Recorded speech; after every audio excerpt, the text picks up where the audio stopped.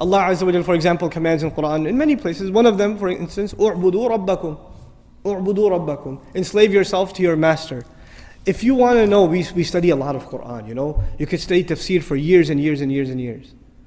And somebody, my teacher asked me actually, one time I was studying with him, and I'd been not years, I was studying Quran with him for like 6 months, and he asked me, give me the summary of the Quran, one sentence. Actually, and I said, one sentence? He goes, okay, fine, 2. So he wants a summary of the whole Quran in 2 sentences. And I'm thinking, I'm going, in my head, I'm doing a review of the stuff he talks about all the time. How am I going to summarize the entire Quran in 2 sentences? And I remembered what he said, and I used it, and he said, you're right. Alhamdulillah. Here's what it was. Number 1, accept Allah as master and accept yourself as slave.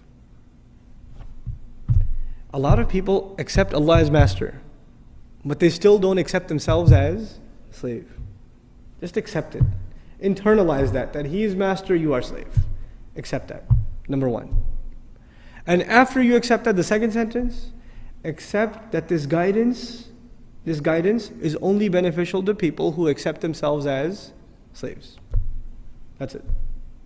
You say, Iyaka na'budu, you accept yourself as slave. Then what are you ready for? Ihdina sirat. Guidance. Slavery and guidance is the summary of the entire Quran.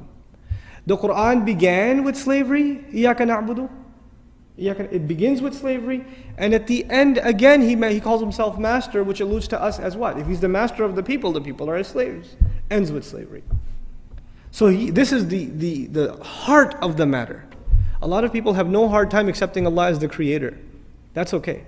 That's not the hard part. Or accepting Allah as merciful, or as wise, or as powerful, or as one. All of that stuff's easy. Because you know, if you accept Allah as one, there may not be any implications on you. Allah is one, that's nice, I'm still going to do what I'm going to do.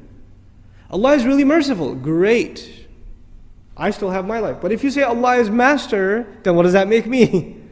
That makes me slave. And to put it in very simple terms, the difference between a free person and a slave person is very simple. It's not a complicated subject.